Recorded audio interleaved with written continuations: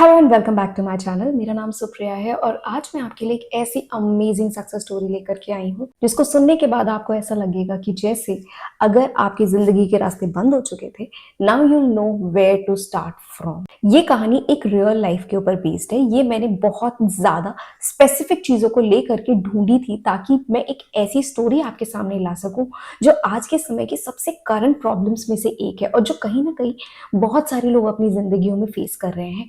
तो ये स्टोरी आपको कहीं ना कहीं आपकी जो लाइफ की प्रॉब्लम्स है ना, उनसे निकलने में हेल्प करेगी। आपको वो उम्मीद देगी कि अगर आप फंसे हो ना ऐसी सिचुएशन में, तो आप भी बाहर आ सकते हो। So don't lose hope. And right steps क्या होते हैं वो आपको यहाँ से पता चलेंगे। सो बिना डिले किए हुए स्टोरी को स्टार्ट करते हैं। सो ये स्टोरी है अनन्या मेहरा की। अनन्या 31 साल की उम्र में जिंदगी के एक ऐसे मोड़ पर आके रुक गई थी जहां जिंदगी आगे कोई रास्ता नहीं दिखा रही थी। उसने 8 सालों से सिर्फ एक ही चीज करी थी, गवर्नमेंट एग्जाम्स की तैयारी। चाहे वो एसएससी हो, बैंकिंग हो, स्टेट एग्जाम्स हो, हर साल सिलेबस बदलता था, कट ऑफ बढ़ता था और अनन्या की उम्मीद धीरे धीरे कम होती चली जा रही थी। कभी प्रीलिम्स क्लियर हो जाता था, कभी मेंस थोड़े मार्क्स से रह जाता था, कभी कभी इंटरव्यू तक भी पहुंच जाती थी पर सिलेक्शन नहीं होता था। और फिर एक दिन फॉर्म भरते वक्त उसी स्क्रीन पे लिख के आया, you are not eligible due to age limit. And that's the moment उसको ऐसा लगा जैसे उसके पैरों के नीचे से जमीन खिसक गई है। सब खत्म हो चुका है, लाइक अब वो फॉर्म ही नहीं भर सकती। और वो टूट गई। ना कोई अपील, ना कोई सेकंड चांस, ना कोई समझने वाला।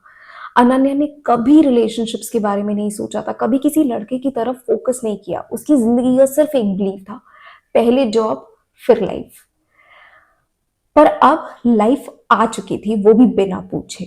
उसके पास कुछ भी नहीं रह गया था। उसके दोस्तों की शादी हो चुकी थी, बहुतों के बच्चे हो चुके थे, ऑलमोस्ट सबका करियर सेट था।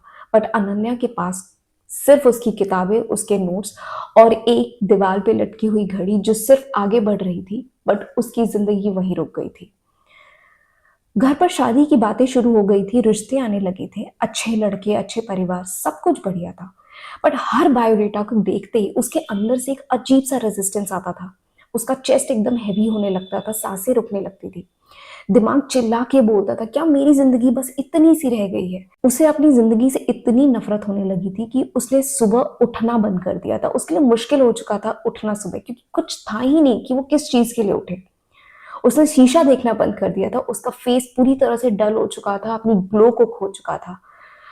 रात को वो अक्सर खुद से कहती थी कि मैंने पूरी जिंदगी सिर्फ एक काम किया है, एग्जामिनेशंस के लिए प्रिपेयर। और इस चक्कर में उसने कभी अपनी जिंदगी जी ही नहीं। और वो इन सब से अब टूट चुकी थी। और एक शाम एक और रिश्ता मना करने के बाद उसने अपनी माँ को किचन में चुपचाप से रोते हुए देखा। और वो एकदम जैसे अंदर से टूट सी गई कि लाइक मैं कुछ नहीं कर पा रही जिंदगी में। ना मैं अपने पेरेंट्स को प्राउड कर पा रही हूँ, ना मैं खुद के पैरों पे खड़ी हो पा रही हूँ। मैं खुद से नफरत करने लगी हूँ।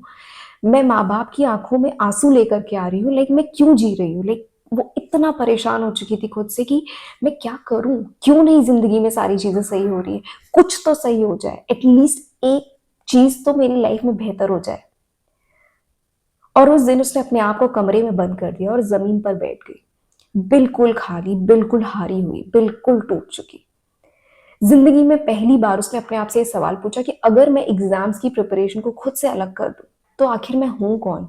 मैं खुद ही नहीं जानती। वो अपने आप को इतना हारा हुआ महसूस कर रही थी कि उसे ये नहीं समझ में आ रहा था कि यार मेरी आइडेंटिटी क्या है। मैं एग्जाम्स की प्रिपरेशन में अपनी पूरी जिंदगी मैंने लगा दी, अपनी पूरी जवानी मैंने बिता दी। मैं ओवर एज हो चुकी हूँ, बाल सफेद होने लगे हैं, चेहरे पे दाने आ गए हैं, बट मेरी लाइफ में कुछ भी नहीं अचीव किया। और जिस चीज के लिए मैं इतने सालों से भाग रही थी वो भी अब नहीं मिल सकती। तो उसने उस रात कोई दुआ नहीं मांगी, उसने कोई मिरेकल की उम्मीद नहीं करी। बस उसने ऊपर वाले से कहा कि अब इस दर्द के आगे भी अगर कुछ है ना तो अब वो भी दिखा दो। अब किसी चीज से कोई डर नहीं है।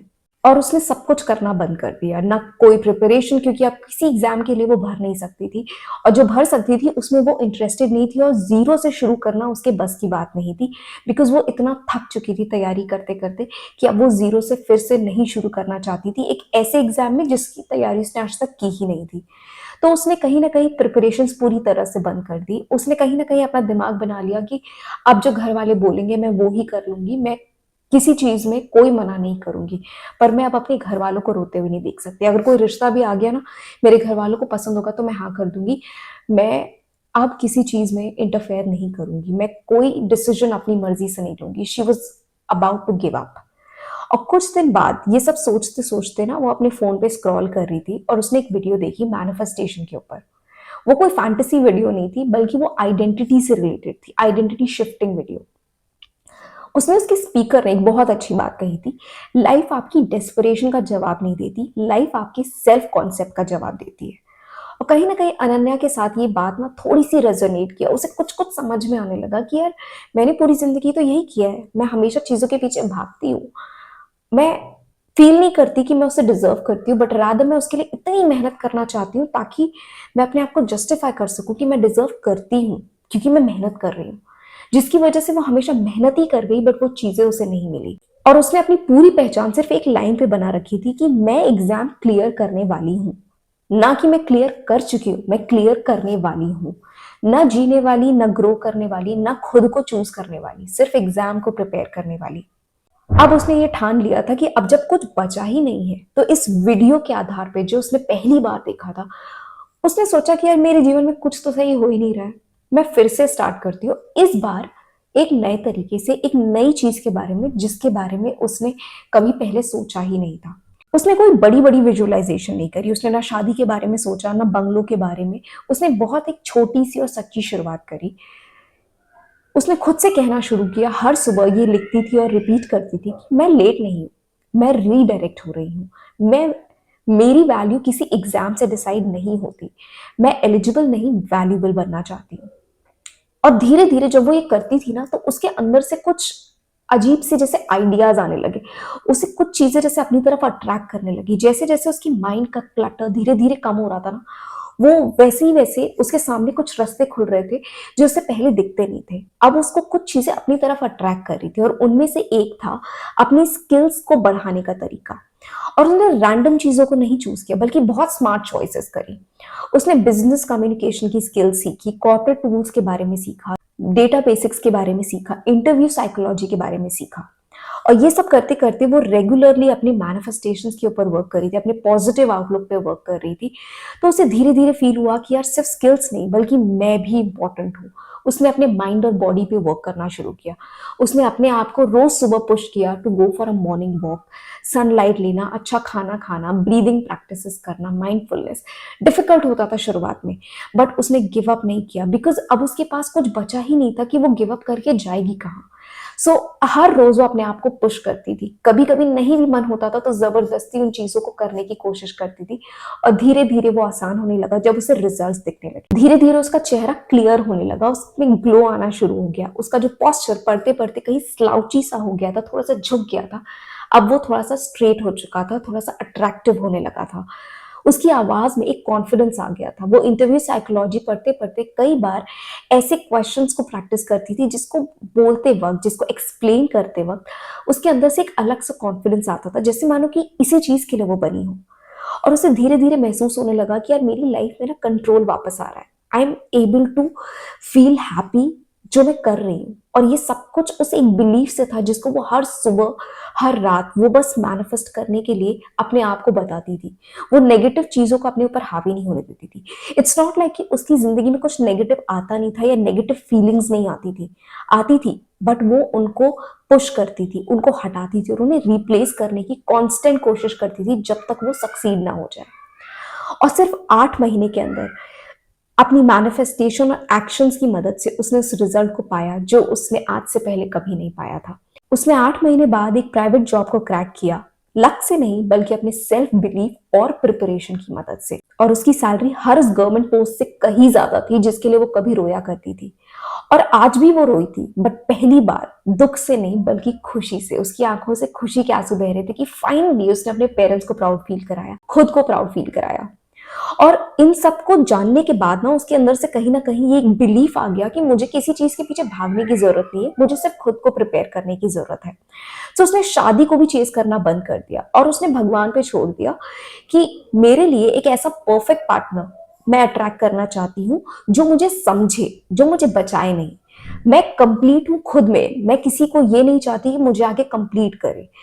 मैं ना ही किसी इनकम्प्लीट पर्सन को चाहती हूँ कि मैं उसे कंप्लीट करूं, और ना ही मैं खुद इनकम्प्लीट रहना चाहती हूँ कि कोई आए और मुझे कंप्लीट करे।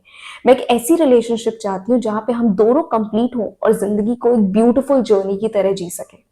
और वो इन चीजों को कॉन्स्टेंटली अपने माइंड में मैनिफेस्ट करने लगी। वो सुबह शाम अपने मैनिफेस्टेशंस को करती थी और दिन भर अपने काम में बिजी रहती थी। उसके ऊपर इंडल्ज नहीं करती थी, लेट गो कर देती थी, उसके बारे में ज्यादा सोचती नहीं थी। सिर्फ मैनिफेस्टेशन का एक रूटीन था कि सुबह शाम उसको वो चीजें रिपीट करनी है, फील करना है, और उसके बाद अपने कामों में लग जाना है।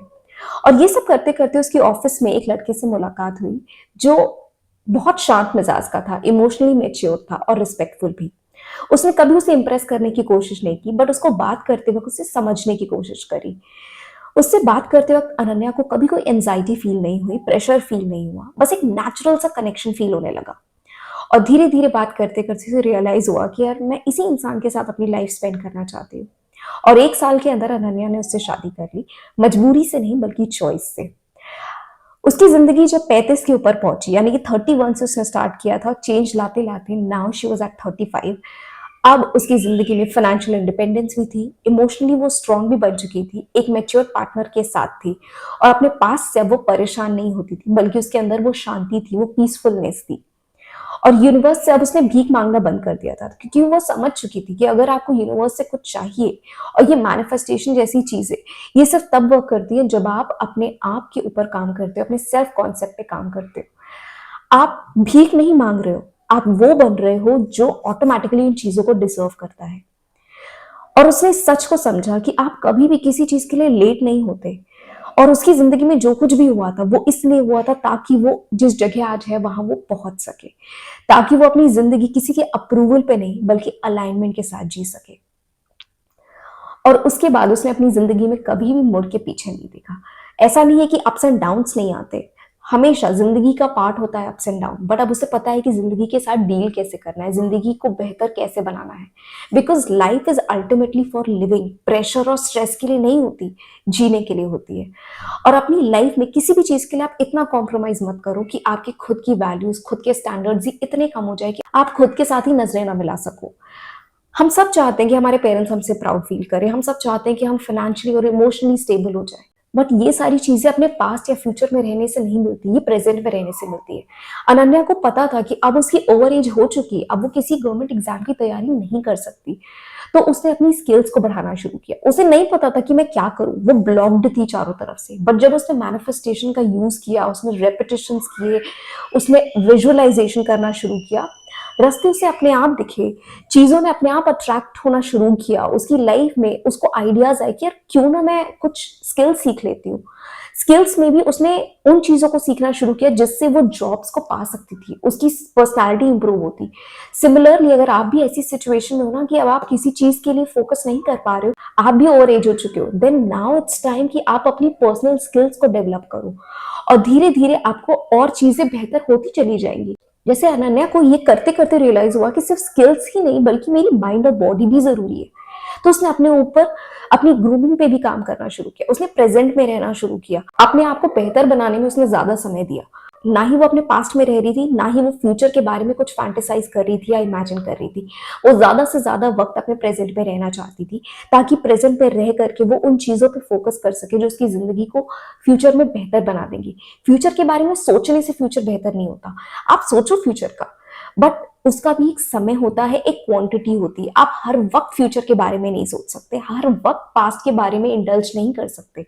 आपको प्रेजेंट मोमेंट में रह करके अपनी प्रेजेंट चॉइसेस को इंप्रूव करना होगा, ताकि आपका फ्यूचर और बेहतर हो सके। And Ananya too felt it कि शुरुआत हर चीज की डिफिकल्ट होती है। उसको रोज सुबह उठने में दिक्कत हुई, बिकॉज उसका वो हैबिट छूट चुका था, उसके अंदर से वो निराशा आ चुकी थी, वो लेजीनेस आ चुकी थी कि वो उठ नहीं पाती थी। रोज धूप लेना या अच्छा खाना खाना वाज नॉट समथिंग उसका रेगुलर डेली थिंग। उसने अपने आप को हर रोज पुश किया। कई बार उसे भी लगता होगा कि यार नहीं मन कर रहा है, आज छोड़ देते हैं, बट अगर आपने एक दिन छोड़ा ना तो वो एक चेन रिएक्शन क्रिएट करता है कि एक दिन छूटा, 2 दिन छूटा, 3 दिन छूटा, और फिर धीरे धीरे वो आपका एक लंबा ड्यूरेशन चला जाता है जहां पर फिर आप ये उम्मीद करते हो कि यार मैंने की तो थी मेहनत बट मुझे रिजल्ट नहीं मिला, क्योंकि आपने रिजल्ट अपनी इमेजिनेशन पे फोकस कर दिया रादर अपनी कंसिस्टेंसी पे। तो अपने प्रेजेंट में रहिए, अपनी स्किल्स के ऊपर वर्क कीजिए।